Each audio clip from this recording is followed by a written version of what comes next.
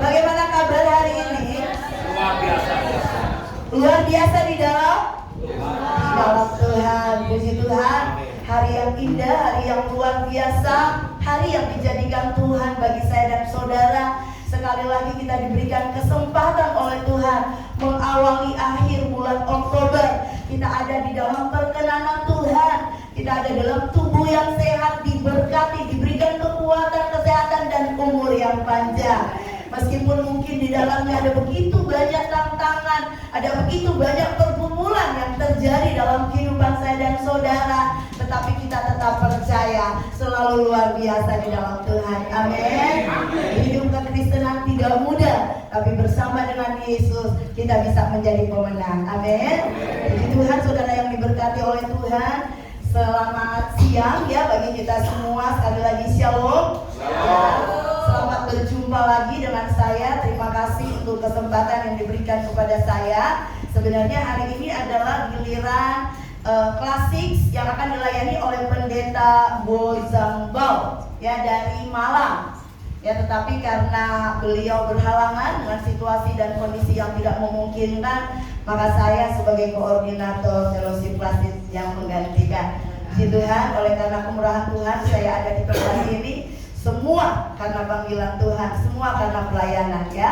Kekuatan dan kemampuan saya terbatas, tapi Tuhan tidak pernah terbatas dalam kehidupan saya pribadi maupun keluarga, bahkan dalam pelayanan saya.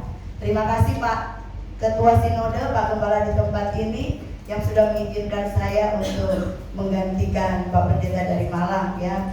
Mungkin juga sedikit kaget, tapi saya sudah konfirmasi dengan Pak Prakoso bahwa saya akan menggantikan ya. Oleh kemurahan Tuhan menyertai memberkati perjalanan saya sehingga kemarin saya boleh tiba dengan keadaan yang baik. Terima kasih atas WA dari Pak Ketua Sinode. Terima kasih Pak atas topangan doanya juga saya boleh berada di tempat ini. Puji Tuhan, saudara yang diberkati oleh Tuhan, kita mau mendengar lebih lagi tentang kebenaran firman Tuhan. Amin. Dan tema atau judul yang diberikan kepada saya, puji Tuhan saya tanya tema ya. Biasanya saya nggak tanya, tapi kemarin saya tanya sama Pak Pratoso, kira-kira ada nggak tema ya yang di itu. Pak Pratoso bilang ada temanya ya, ada tema yang diberikan. Dan temanya adalah pembenaran karena iman. Nah, saudara yang diberkati oleh Tuhan, kita akan membaca bersama-sama Roma 3 ayat 21 sampai ayatnya yang ke-31. Dan dengan kasih Kristus tanpa mengurangi rasa hormat saya mengundang saudara yang diberkati oleh Tuhan untuk bangkit berdiri. Kita akan membaca ayat firman Tuhan ini yang terdapat di dalam Roma 3 ayat 21 sampai 31 secara berbalas-balasan. Ayatnya yang ke-21, jemaat Tuhan, atau begini saja ya. Ayatnya yang ke-21, kaum wanita, karena saya wanita yang khotbah di depan. Dan ayat 22, pria ya, kaum lelaki. Biar adil kita sama-sama baca. Baik, dalam hitungan ketiga kita akan baca bersama-sama. Kaum wanita dulu, 1, 2, 3 ya. Tetapi sekarang walaupun Taurat kebenaran Allah telah dinyatakan, seperti yang disaksikan dalam kitab Taurat dan kitab-kitab para nabi. Ia kebenaran Allah dan iman dalam Yesus Kristus telah semua orang percaya, sebab tidak ada perbedaan. Karena semua orang telah berbuat dosa dan telah kehilangan kemuliaan Allah. Dan oleh karena karunia telah dibenarkan dengan cuma-cuma karena penebusan dalam Kristus Yesus. Kristus Yesus telah ditentukan Allah menjadi jalan pendamaian karena iman dalam darahnya. Hal ini dibuatnya untuk menunjukkan keadilannya, karena Ia telah membiarkan dosa-dosa yang telah terjadi dahulu pada masa kesesatannya. Maksudnya ialah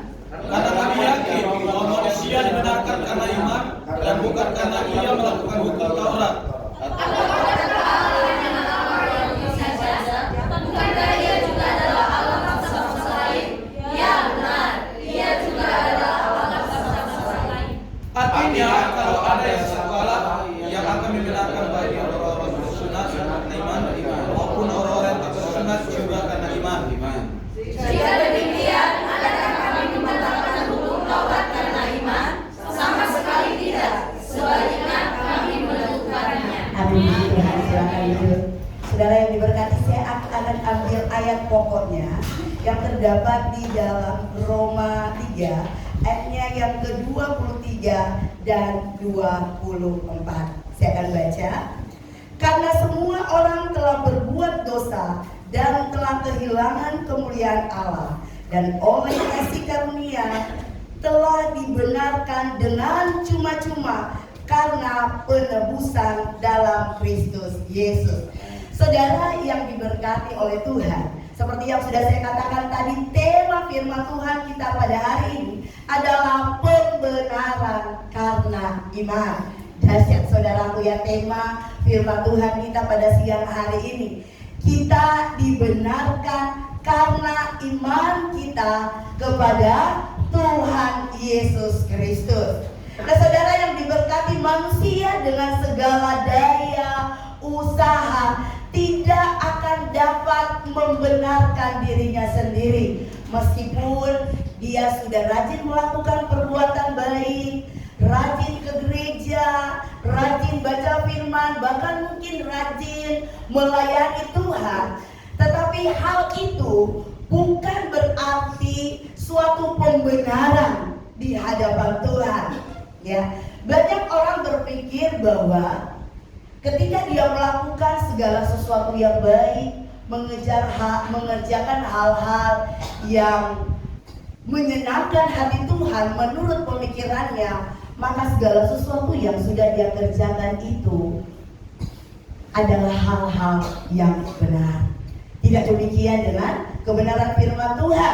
Firman Tuhan katakan bahwa apapun yang sudah dilakukan manusia di kolong langit ini dengan daya upaya yang luar biasa, tidak mendatangkan kebenaran di dalam Tuhan ketika dia tidak memiliki keyakinan atau iman percaya di hadapan Tuhan.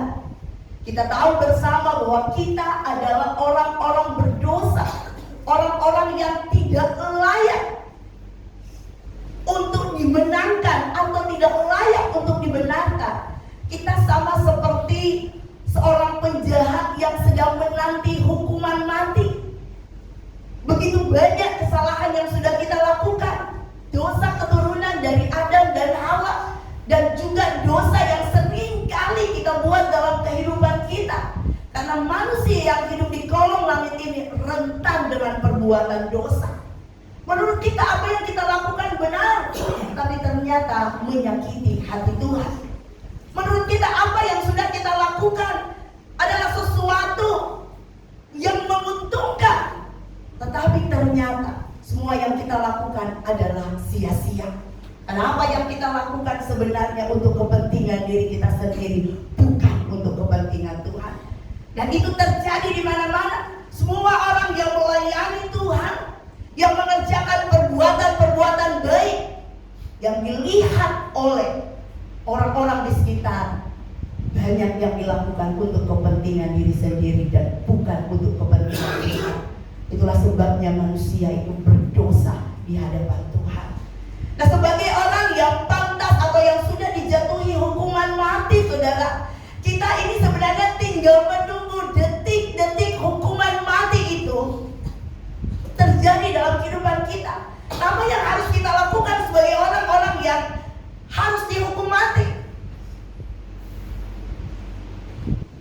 Tentu kita hidup dalam keputusasaan, tidak ada jalan lain. Karena orang-orang yang sudah divonis hukuman mati, meskipun mereka mendapatkan remisi, ya, itu tidak akan berpengaruh banyak. Apalagi orang itu sudah melakukan kesalahan yang sangat besar, yang merugikan. Itulah kita di hadapan Tuhan.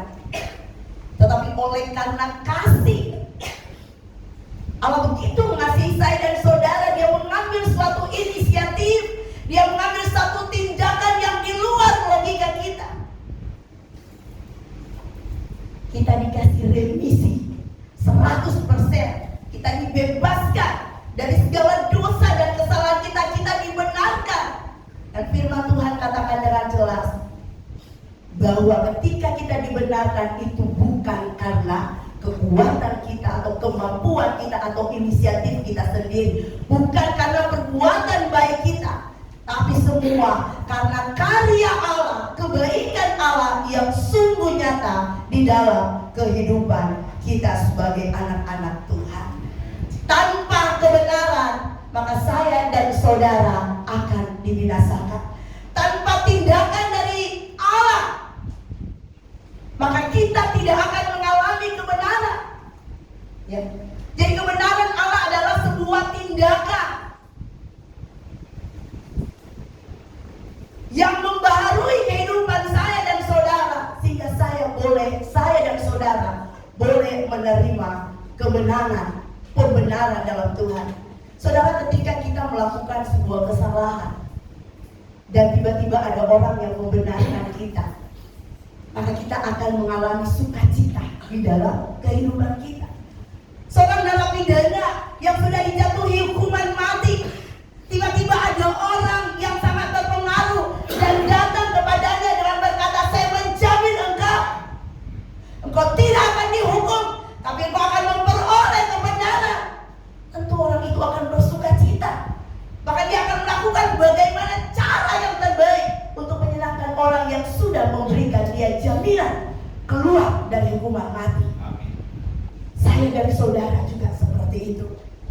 Ya. Karena semua orang telah berbuat dosa dan telah kehilangan kemuliaan Allah. Saya dan saudara kehilangan kemuliaan Allah. Apapun yang kita lakukan semuanya salah. Tidak ada yang benar. Karena semua manusia di kolong langit ini, baik orang percaya, orang Kristen, selalu melakukan hal-hal didasarkan dengan motivasi. Ya, kalau motivasinya benar. Ya, kalau motivasinya untuk kemuliaan nama Tuhan. Tapi coba kita cek diri kita masing-masing. Benar enggak apa yang kita lakukan sebagai orang-orang yang sudah dimenangkan oleh Tuhan? Apakah motivasi kita benar-benar untuk kemuliaan nama Tuhan? Ataukah untuk kepentingan diri kita sendiri? Kita adalah orang-orang yang telah kehilangan kemuliaan, sehingga tidak ada lagi yang bisa kita banggakan di tengah-tengah dunia ini. Oleh darah Kristus kita ditebus. Sebenarnya kita ini bukanlah orang-orang yang patut dihargai lagi. Kita ini adalah hamba-hamba yang sudah ditebus oleh darah Yesus. Ditebus dengan cuma-cuma. Tidak ada lagi hal yang bisa membuat kita merasa sombong, bermegah diri bahwa saya ini orang benar. Ada begitu banyak orang yang mengatakan bahwa dia adalah orang yang paling benar. Ya. Tapi saya percaya saudara-saudara di tempat ini tidak pernah merasa dirinya paling benar, meskipun mungkin melakukan hal-hal yang benar. Karena hanya Tuhan yang tahu apa yang kita lakukan. Hanya saya dan saudara. Hubungan kita dengan Tuhan, maksud saya hanya saudara dengan Tuhan yang tahu apa yang kita lakukan di tengah-tengah dunia ini. Apakah benar-benar untuk Tuhan? Banyak orang melayani Tuhan, tetapi tidak memiliki motivasi yang benar, hanya untuk mendapatkan pujian. Saudara-saudara yang diberkati oleh Tuhan kita Yesus Kristus, ketika kita dibenarkan di hadapan Tuhan, maka seharusnya kita melakukan tindakan-tindakan yang memuliakan Tuhan. Firman Tuhan katakan, manusia dibenarkan karena iman. Iman yang teguh, iman yang benar-benar kokoh di dalam Tuhan. Karena kalau iman yang sembarangan, iman yang biasa-biasa saja, tidak akan mampu membenarkan kita di hadapan Tuhan. Sebagai orang percaya, anak-anak Tuhan, kita harus memiliki iman yang luar biasa di dalam Tuhan. Karena tidak mudah memiliki iman yang luar biasa di dalam Tuhan. Berjalan bersama dengan Tuhan, mempercayai hal-hal yang dahsyat di dalam Tuhan tanpa mengalami Tuhan di dalam hidupnya, itu tidak mudah. Percaya dengan mulut beda dengan percaya ketika kita mengalami Tuhan di dalam kehidupan kita. Itulah sebabnya firman Tuhan katakan, Karena iman kita, karena percaya kita di hadapan Tuhan, membuat saya dan saudara dibenarkan oleh kematian Yesus Kristus di atas kayu salib. Saya dan saudara sudah memperoleh kemenangan. Amin. Kita dimenangkan oleh darah yang sangat mahal, yang menebus saya dan saudara, dan dia tidak pernah melihat latar belakang kita. Dia menghapus semuanya. Dia menjadikan kita putih seperti salju. Dia tidak ingat lagi akan kesalahan-kesalahan kita di masa yang lalu. Ketika kita percaya kepada Tuhan, menyerahkan diri kita di hadapan Tuhan. Orang-orang yang sudah dimenangkan oleh Tuhan pasti akan melakukan hal-hal untuk kemuliaan nama Tuhan. Memang dulu kita adalah orang-orang yang berdosa. Memang dulu kita adalah orang-orang yang kehilangan kemuliaannya. Kita dulu adalah orang-orang yang sudah tidak dianggap. Kita adalah orang-orang yang pantas dihukum. Tetapi oleh karena kemurahan Tuhan, oleh karena kasih-Nya yang luar biasa di dalam kehidupan kita, sehingga saya dan saudara boleh dimerdekakan. Amin.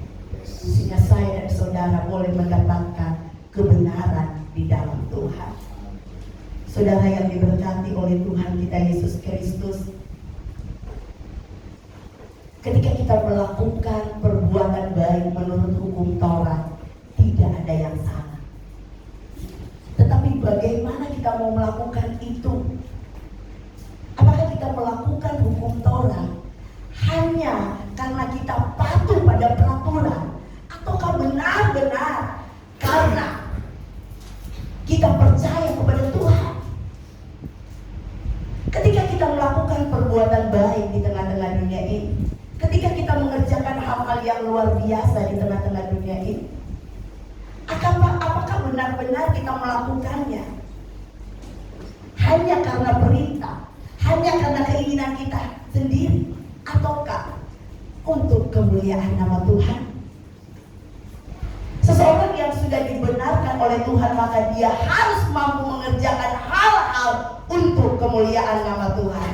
Bukan lagi hal-hal yang menyangkut tentang diri sendiri, bukan lagi hal-hal yang menyangkut kepentingan diri sendiri, tapi apa yang dikerjakan benar-benar hanya untuk kepentingan nama Tuhan. Karena Allah ingin ketika saya dan saudara dimenangkan, dibenarkan, maka kita harus mengerjakan hal-hal yang berkenan di hadapan Tuhan. Amin. Hal-hal yang menyenangkan hati Tuhan melalui apa yang kita lakukan sehari-hari, bahkan di dalam pelayanan kita sehari-hari. Jangan kita kelihatan seperti orang-orang yang beribadah, tetapi pada hakikatnya kita tidak beribadah. Jangan kita kelihatan seperti orang-orang yang dibenarkan, tapi ternyata dalam kehidupan kita, dalam realita yang kita jalani, kehidupan kekristenan kita, kita tidak menjadi orang-orang yang dibenarkan oleh Tuhan. Kita tidak menjadi orang-orang yang sudah ditebus oleh Tuhan. Kita tidak menjadi orang-orang yang memiliki status baru di hadapan Tuhan. Saudara, ketika saya dan saudara dimenangkan, dibenarkan oleh Tuhan, maka otomatis status saya dan saudara menjadi berbeda. Amin. Kalau dulu kita memiliki status orang hukuman, tetapi ketika kita sudah dibenarkan oleh Tuhan, maka kita berpindah status menjadi orang-orang yang dibenarkan oleh Tuhan. Seorang narapidana yang harusnya mendapatkan hukuman dan kemudian dia dibenarkan, pindah status. Apakah itu adalah bukan sesuatu yang menyenangkan? Itu adalah sesuatu yang menyenangkan. Kita berpindah dari kutub dosa. Harusnya kita dikutuk, dihukum, tetapi kemudian kita menjadi anak-anak Tuhan. Itu adalah hal yang luar biasa dan tidak ada satupun yang bisa melakukannya. Hanya Allah yang bisa melakukannya di dalam anaknya Tuhan Yesus Kristus. Apapun yang kita lakukan tidak akan sanggup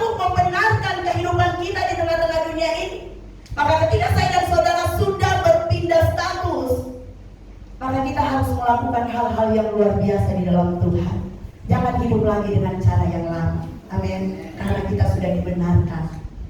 Ketika saya dan saudara percaya kepada Tuhan, berpindah status dari orang hukuman menjadi orang yang dibenarkan, maka saya dan saudara memiliki kewajiban untuk mempermuliakan Tuhan di dalam kehidupan kita. Kita memiliki kewajiban untuk memelihara iman di dalam kehidupan kita. Loh, iman harus dipelihara? Ya.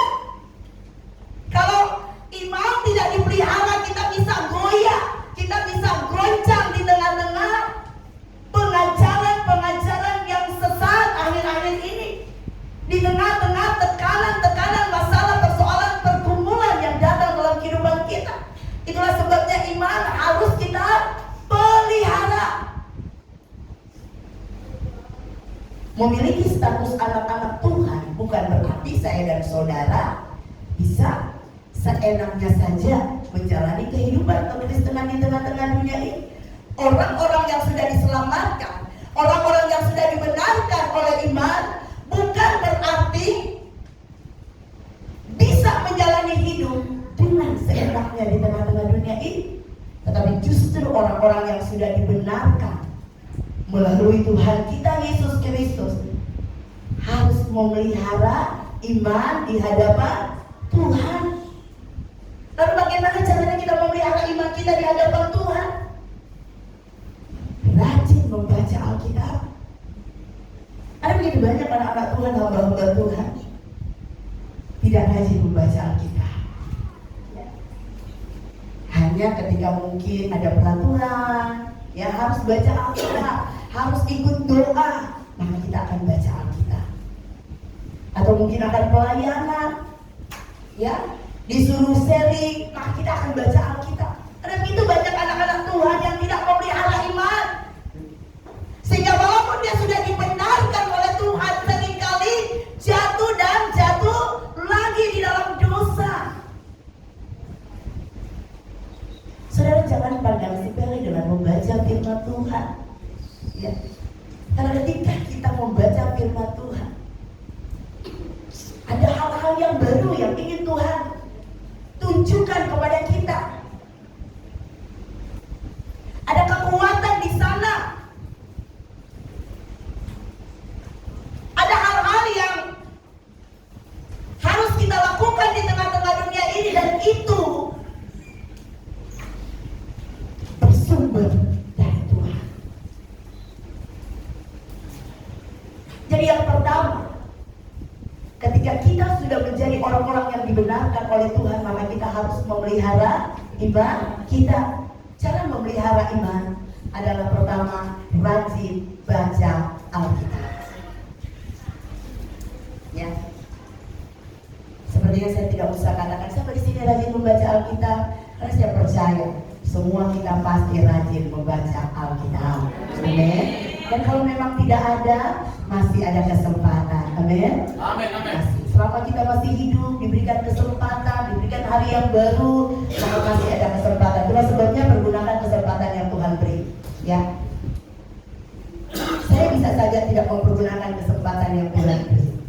Tidak datang di tempat ini, suruh orang lain saja yang menggantikan, bisa saja. Tapi kesempatan itu tidak akan pernah datang kedua kali. Ya. Kesempatan itu hanya datang satu kali saja dalam kehidupan kita. Dan pelayanan adalah sebuah berkat.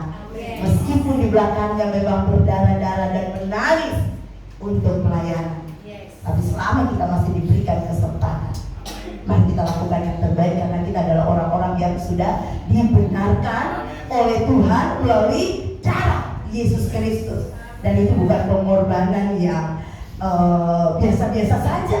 Itu adalah sebuah pengorbanan yang luar biasa, yang tidak akan pernah diberikan oleh orang lain yang ada di tengah-tengah dunia ini.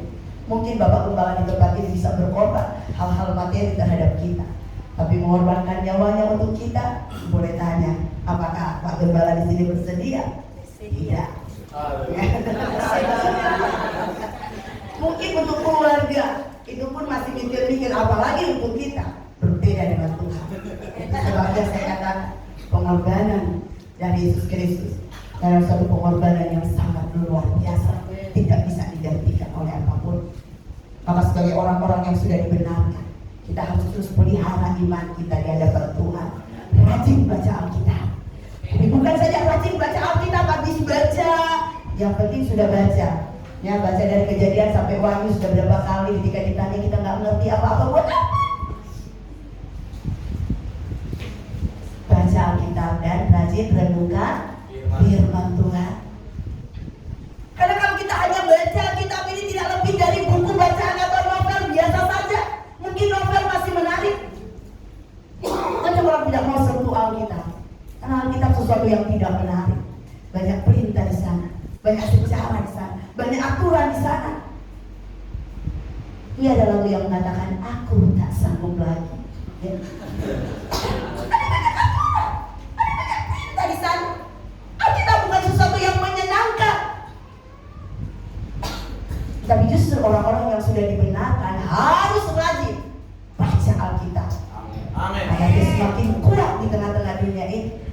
Harus rajin merenungkan firman Tuhan. Jangan berpikir bahwa kita anak-anak Tuhan, anak-anak yang sudah ditebus, maka kita tidak mempan ketika iblis merayu kita. Jangan berpikir bahwa kita kebal dari dosa. Tidak ada satupun manusia yang kebal dari dosa. Ya, semua kita rentan dengan dosa. Karena keinginan daging lebih besar dari keinginan roh. Ya, keinginan daging menyeret kita pada hal-hal yang menyakiti hati Tuhan. Tapi sekali lagi saya dan saudara sudah dibenarkan. Amin. Dibenarkan karena pengorbanan Tuhan Yesus Kristus di atas kayu salib. Maka saya pikir ketika saya dan saudara sudah dibenarkan, seorang narapidana yang sudah dibenarkan, sudah dimenangkan, sudah diangkat, sudah ditebus, maka nanti dia akan melakukan apa kata orang yang sudah menebus dia. Bagaimana kalau saya, ibu ya, sudah ditolong, yang sudah mau mati sebenarnya, kemudian ditebus, dimenangkan, dibenarkan, dimerdekakan, bahkan diangkat jadi anaknya, apa yang harus dilakukan? Pasti akan menghamba seumur hidup. Ada lagunya ya? Yes. Lagunya seperti apa ya? Saya lupa. Yes, Ya. Ada kan lagunya? Menghamba seumur hidup. Orang yang ingin berbalas budi, maka dia akan melakukan hal-hal yang terbaik. Dia akan ikut kemana saja Tuhan yang sudah menolongnya. Bagaimana saya dengan saudara sebagai orang-orang yang sudah dibenarkan? Ikut Yesus enggak? Ikut Yesus enggak mudah loh. Terus sebabnya juga mungkin sebagai nasihat pada mahasiswa-mahasiswi yang ada di tempat ini, ikut Yesus enggak mudah. Maka tetapkan pilihanmu sekarang, ya. Jangan awal-awalnya bersuka cita, kemudian pada akhirnya hanya kerja di toko, hanya kerja di bengkel, hanya jadi tukang sapu, pembantu dan lain sebagainya. Wow, dahsyat sekali. Hati-hati, tetapkan pilihan bahwa saya adalah orang yang sudah dibenarkan. Maka tugas saya sebagai orang yang sudah dibenarkan memuliakan Tuhan dalam kehidupan saya dengan cara melayani Tuhan seumur hidup saya. Ya. Makanya jangan salah pilih jurusan, boleh ya Pak ya? Saya kasih nasihat pada mahasiswa di tempat ini, mahasiswa-mahasiswi, jangan salah ambil jurusan. Jangan kalian ambil jurusan teologi dan berakhir jadi pembantu rumah tangga atau berakhir pulang menikah. Jangan. Mending ambil jurusan pendidikan, ya. Kalian bisa mengajar. Makanya jangan salah. Tentukan komitmen dari sekarang, mungkin belum terlambat ya Pak ya untuk pindah. Hati-hati. Ya. Jangan terlalu pede dengan apa yang sudah kau ambil dan pada akhirnya engkau memulainya dengan menggebu-gebu dan kau tidak bisa menyelesaikannya dengan baik. Ya. Jangan bilang ini Tuhan, ini aku Tuhan, utus dia. Ya, karena saya juga sebagai gembala merasakan mengalami bagaimana terjun di dalam pelayanan. Bagaimana sebagai orang yang sudah dimerdekakan. Waduh, ada apa nih? Ada yang bertengkar Pak? Ada yang nangis?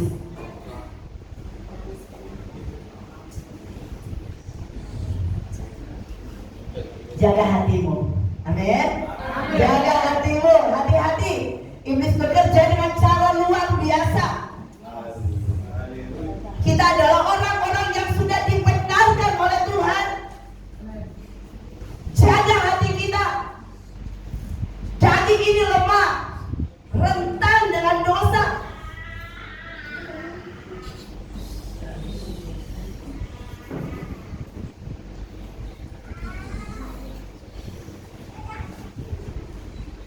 Kita kembali pada firman Tuhan. Amin. Sebagai orang-orang yang sudah dibenarkan, maka kita memiliki status yang baru. Ketika kita memiliki status yang baru, maka apa yang harus kita lakukan? Yang pertama adalah memelihara iman. Bagaimana cara pelihara iman? Baca firman Tuhan dan merenungkan, bukan sekedar baca saja, tapi renungkan firman Tuhan. Bahkan firman Tuhan katakan kita harus melakukan. Jangan jemu-jemu ketika diajar. Manusia sekarang ketika menerima pengajaran Alkitab, menerima firman Tuhan, mereka yang ngatur gembalanya. Ya, dulu jemaat saya seperti itu. Ketika saya kasih firman Tuhan keras, mereka akan datang, Bu, kalau boleh jangan keras-keras. Sakit kami mendengarnya. Yang lembut-lembut sedikit, yang sesuai dengan kebutuhan kami. Kami ini punya banyak masalah, kami ini punya banyak persoalan. Kami datang ke gereja, kami ingin dapat solusi dari masalah persoalan. Tidak seperti itu. Kadang pengajaran yang kita terima, firman Tuhan yang kita terima tidak sesuai dengan kondisi hati kita. Tidak sesuai dengan apa yang kita alami, dan firman Tuhan tidak mencocokkan dengan keadaanmu, tidak. Firman Tuhan selalu datang tepat. Dan apa yang difirmankannya itu ya dan amin. Kita datang di sini untuk mendengarkan firman, bukan untuk mencocokkan firman dengan kebutuhan kita, kondisi kita. Tidak seperti itu. Dan hari ini tema yang luar biasa yang sudah saya katakan tadi, bahwa saya dan saudara dibenarkan oleh iman. Ini adalah sesuatu yang luar biasa. Walaupun mungkin masih banyak yang kontroversi dengan ayat ini, tapi sebagai orang-orang beriman, kita percaya bahwa saya dan saudara dibenarkan karena iman, bukan karena perbuatan baik kita. Justru karena kita beriman di hadapan Tuhan, maka kita melakukan perbuatan-perbuatan yang menyenangkan hati Tuhan, bukan menyenangkan hati manusia. Jadi yang pertama baca firman Tuhan, kedua renungkan, dan ketiga lakukan firman Tuhan. Ya, ketika status kita beralih dari status hukuman jadi status orang yang sudah dimenangkan, dimerdekakan, anak-anak Tuhan, maka yang pertama kita harus memelihara iman. Yang kedua, kerjakan keselamatan yang diberikan Tuhan pada kita.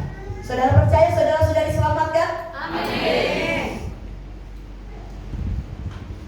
Ketika saudara percaya bahwa saudara diselamatkan, bukan berarti saudara hanya duduk-duduk saja, baca saja firman, renungkan saja firman, ya, lakukan sebisa mungkin, gak usah mengerjakan apa-apa, toh sudah selamat. Kerjakan keselamatan yang diberikan Tuhan kepada kita. Bagaimana cara mengerjakan? Beritakanlah kepada dunia ini, kepada orang-orang di sekitar kita, saksikan bahwa saya adalah orang yang sudah dibenarkan oleh Tuhan. Maka kalau saudara mau dibenarkan oleh Tuhan, percaya Yesus Kristus. Haleluya. Soal memberitakan Injil ini bukan hanya tugas hamba-hamba Tuhan, calon-calon hamba Tuhan, tapi tugas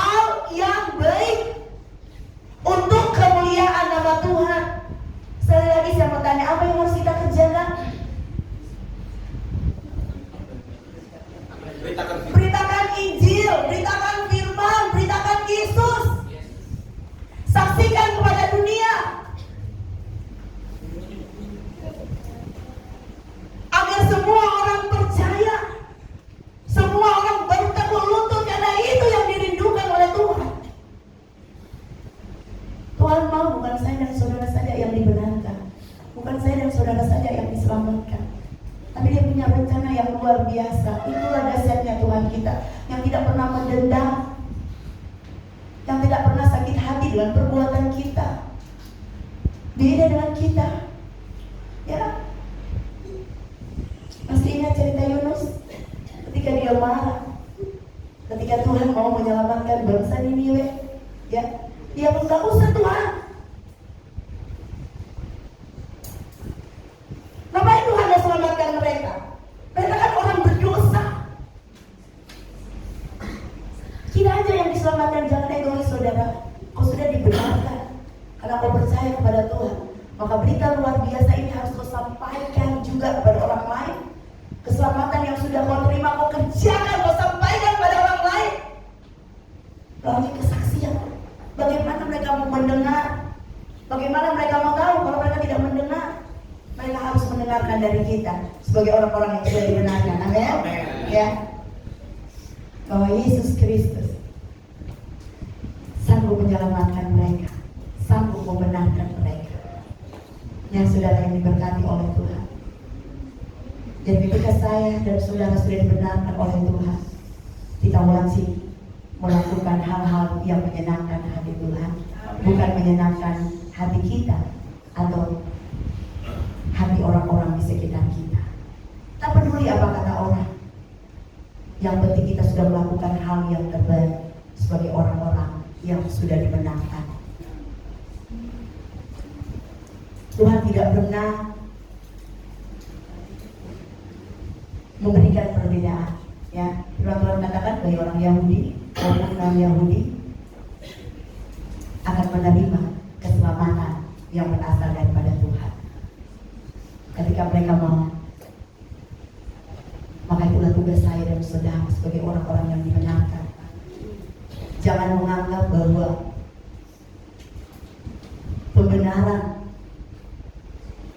keselamatan yang sudah saya dan saudara terima itu adalah milik saudara sendiri atau pribadi kita sendiri, tapi itu milik semua orang.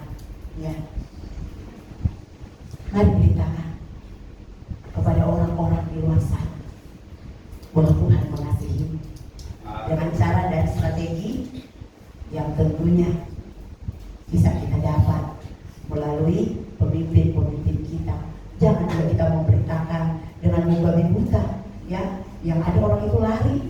Ya, kita memberitakan Injil, mengerjakan keselamatan, tapi tidak pada aturan yang tepat, yang ada orang itu ilfil dan lari. Mereka akan berkata, kita boleh berteman, Tuhanku, Tuhanku, Tuhanmu, Tuhanmu. Maka hati-hati ketika kita mengerjakan keselamatan yang diberikan oleh Tuhan kepada kita. Selain kita menjaga pribadi kita agar tetap teguh di dalam Tuhan, tidak tergoyahkan di dalam Tuhan, maka kita harus memberitakan Injil siap sedia di waktu yang tepat maupun tidak tepat.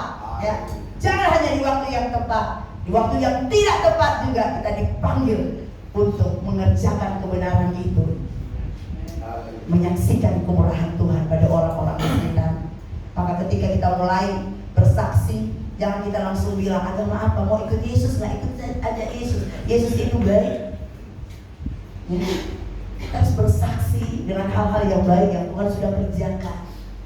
Kalau mahasiswa yang mungkin sudah diajar, tapi kalau yang bukan tentu belum belajar kepada pemimpin yang ada di sini, ya, agar kita boleh menjadi orang-orang yang menyenangkan hati Tuhan melalui iman kita di hadapan Tuhan, melalui pembenaran di hadapan Tuhan. Saudara, apa yang diberikan oleh Tuhan kepada kita itu adalah hal yang luar biasa. Amin. Apa yang harus kita balas dengan pemberian diri. Amin. Ketika kita mau memberi diri kita, maka saya percaya Allah yang kita sembah akan memberikan kita hikmat sehingga kita mampu mengerjakan kebenaran yang kita miliki. Ingatlah akan kebaikan Allah di dalam kehidupan kita. Jangan pernah melupakan kebaikannya di dalam kehidupan kita. Dia Allah yang sudah memberikan kebenaran di dalam kehidupan kita. Dia Allah yang tidak pernah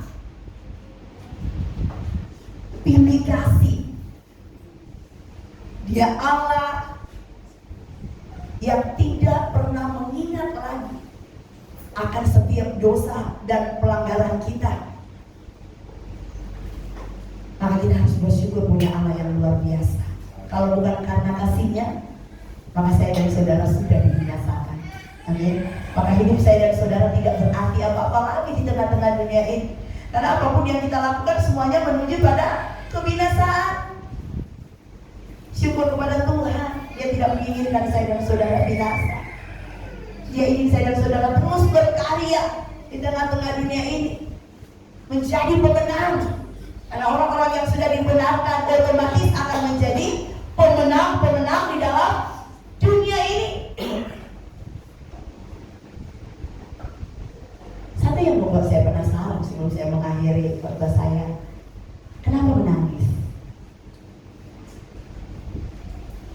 Apakah saudara menangis karena saudara sudah dibenarkan? Puji Tuhan.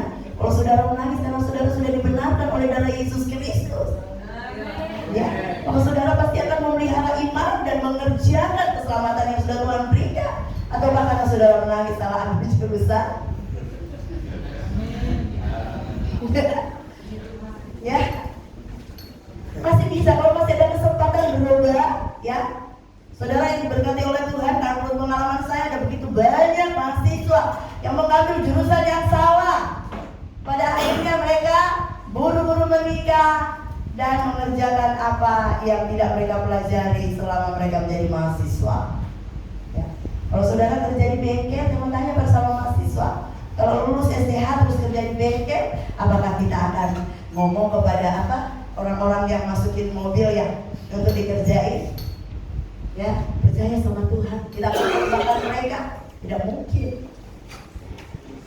Ya, maka pilih jurusan yang benar. Kalau mau masuk STH, pilih baik-baik. Sudah tanya Tuhan belum? Sudah doa belum? Sudah puasa belum? Karena yang kalian lihat ini, Pak Gembala di sini sudah enak. Dari awalnya bukan seperti ini. Ya, memulai sebuah pelayanan itu bukan hal yang mudah. Maka memang saya datang sini juga sekalian mengingatkan, ya, dari beberapa mahasiswa yang praktek di tempat saya. Ada satu yang udah ada yang jadi gembala belum ada, ya. Saya sudah mau 6 tahun menerima mahasiswa yang praktek di tempat saya di Batam, dan belum ada satupun yang menjadi gembala sidang atau wakil. Sudah berapa yang saya tawarkan tapi tidak pernah mau. Ya, setiap kali saya ada mahasiswa yang pelayanan di Batam, saya bilang, kamu pulang, nanti kamu kembali pelayanan. Mungkin suatu saat saya pulang ke kampung, kamu yang akan menggantikan pelayanan saya di sini. Tapi dari awal pertama sampai hari ini belum ada yang mau. Mungkin mereka melihat, waduh, pelayanan ini seperti ini ya, tidak seindah yang saya bayangkan. Mungkin di tempat ini indah ya. Mungkin mahasiswa yang sudah melihat, wah indah pelayanan Bapak Gembala, Bapak Ketua Sinode luar biasa, diberkati, dipakai di sana, di sini, khotbah di sana sini, wow, dahsyat luar biasa, punya rumah, punya mobil, dan saya mau jadi gembala seperti itu. Hanya sama Pak Gembala, apa semuanya instan, datang turun dari langit, ya, seperti apa tuh namanya? Apa ya? Kalau kita mau bikin sesuatu animasi cupcake ya, bisa dari langit satu-satu, nggak mudah semuanya, ya. Ada pengorbanan, ada harga yang dibayar di sana, ya. Jadi sekali lagi, mahasiswi saya itu mahasiswi angkatan ini ya, baru masuk ya Pak, ada yang jadi gembala. Calon gembala benar-benar. Ya. Karena ya seperti pengalaman saya sudah 6 tahun ya, belum ada yang jadi gembala. Ada saja yang udah nikah, udah punya anak.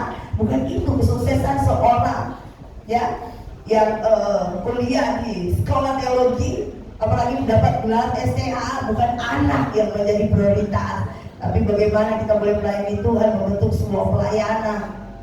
Yang kadang dipanggil untuk pelayanan. Kita adalah orang-orang yang sudah dipanggil oleh Tuhan, dibenarkan oleh Tuhan. Jangan cepat-cepat berumah tangga, ya. Dan jangan pernah bosan kalau dibentuk lewat melalui orang tua asuh yang dipercayakan kepada mahasiswa-mahasiswi yang ada di sini. Ya, kalau punya mental yang sedikit menangis, di pelayanan mentalnya itu nggak bisa dipakai kalau sedikit menangis. Ya, apalagi kalau ibu gembalanya cerewet, suka marah-marah. Ya puji Tuhan sih kalau saya nggak ibu gembala bayi. Baik di luarnya aja, kalau di sana juga mereka diomelin kalau salah. Ya, jadi mari saudara yang diberkati oleh Tuhan ya. Anak-anak, adik-adik, mahasiswa, mahasiswi ya yang dipanggil untuk melayani Tuhan. Ayo tentukan arahmu, pilihanmu. Apakah benar-benar engkau mengambil jurusan yang tepat untuk melayani Tuhan? Ya, karena kalau SPD masih bisa engkau mengajar dan tidak menjadi gembala. SPD masih ada dua pilihan, menjadi gembala bisa, menjadi pengajar juga bisa. Tapi kalau STH kasihan kan kalau kerja misalnya di apartemen jadi pembantu, miris sekali. Ya, kita dipanggil, kita dibenarkan oleh Tuhan bukan mengerjakan hal-hal yang seperti itu, tapi kita dipanggil untuk sebuah tugas yang mulia, untuk mempermuliakan Tuhan. Bagaimana Tuhan dipermuliakan lewat kehidupan kita, bagaimana kita memberitakan Injil. Kalau kita hanya jadi pekerja bengkel, kalau kita hanya jadi ibu rumah tangga, kalau kita masukin lamaran, saudara perhatikan ada banyak orang-orang yang lulusan STH kasih masuk lamaran jarang diterima di perusahaan. Ya mungkin beruntung dia kalau dia itu. Nggak banyak yang jadi, ada yang tukang ojek, tapi memang bukan di sini aja, rata-rata sih. Yang ikut-ikutan untuk melayani Tuhan, tentukan motivasi yang benar. Karena kita sudah dibayar dengan harga yang mahal, maka tidak ada alasan bagi saya dan saudara yang sudah dibenarkan untuk mangkir dari panggilan Tuhan. Amin.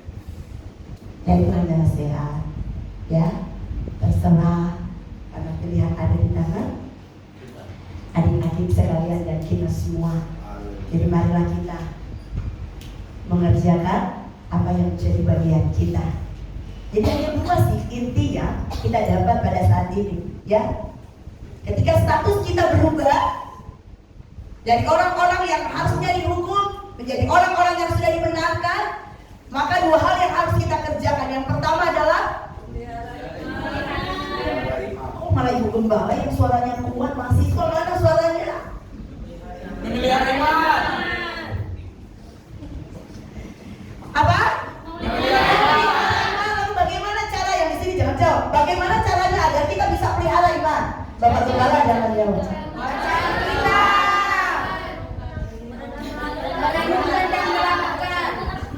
Baca, renungkan, dan doakan. Kemudian yang kedua apa? Bagaimana cara mengerjakan keselamatan? Memberitakan Injil. Sambil memberitakan Injil kita juga harus menjaga diri kita. Jangan kita beritakan Injil dan akhirnya kita terperosok hati. Puji Tuhan, dan biarlah firman Tuhan pada siang hari ini boleh memotivasi saya dan saudara untuk terus hidup, menghidupi kebenaran dalam hidup kita, agar supaya kemuliaan Tuhan nyata di tengah-tengah kehidupan kita pribadi maupun di dalam pelayanan kita. Dan sebelum menutup khotbah saya pada hari ini, kita akan menyanyikan sebuah pujian.